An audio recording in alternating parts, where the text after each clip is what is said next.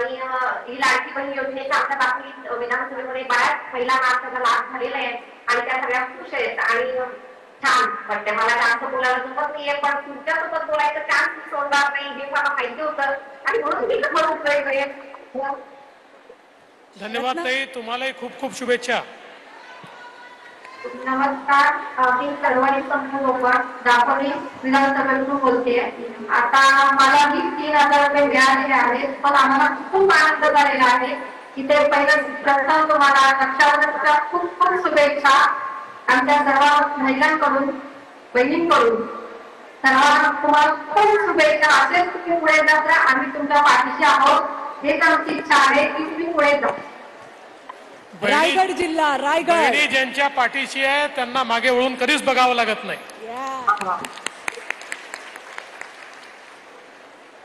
मी नलिता सचिन कदम, मी कळंबोली रायगड येथून आहे आणि आम्ही एक गृहिणी आहे. सर्वात प्रथम मी बोलते की माझ्या मुली म्हणजे त्यांच्या भाजीने मला खूप धन्यवाद दिले आहे आणि सर्व महिलांच्या वतीने मी तुमची खूप आभारी आहे. ही जी योजना चालू केली आहे ती खरंच खूपच उत्तम आहे.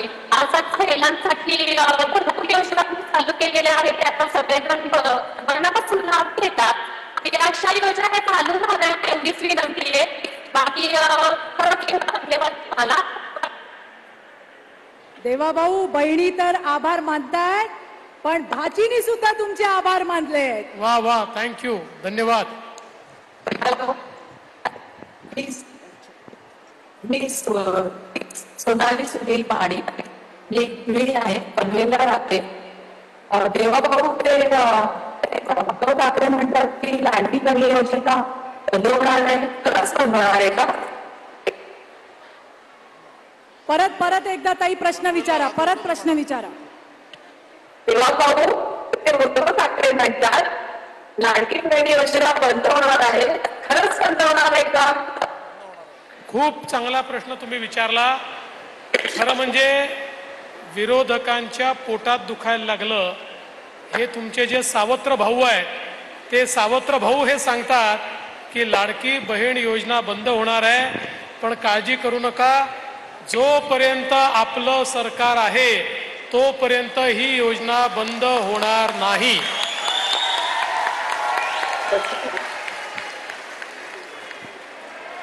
आता ठाणे शहर आहे, मला थोडंसं सांगायचंय. गडचिरोलीला जरा दुर्गम भागातून बहिणी आल्या. ठाणे शहरानंतर गडचिरोली घ्या. आता ठाणे शहर.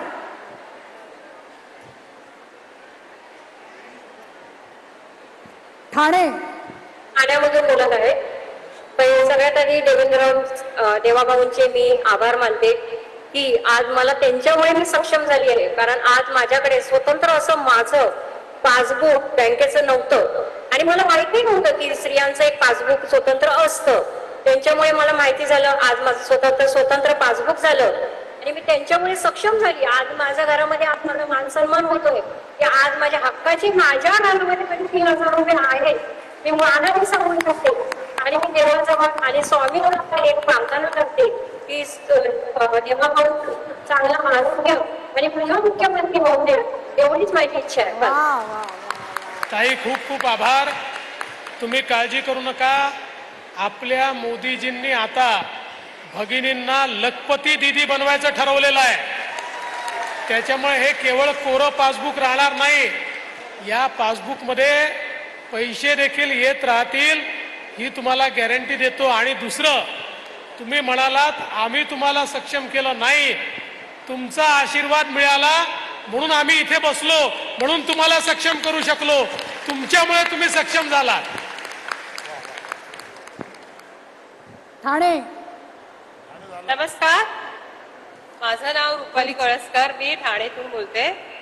सर्वप्रथम मी माझ्या लाडक्या देवाभाऊंचे आभार मानेन की आज त्यांनी इतकी छान योजना राबवून आम्हाला सक्षम करण्याचा जो प्रयत्न केला, खूप म्हणजे खूप. मी माझा काही व्यवसाय करण्यात विचार करत होते पण तो जमला नाही, पण आता ह्या तुमच्या योजनेमुळे मी तो करू शकते.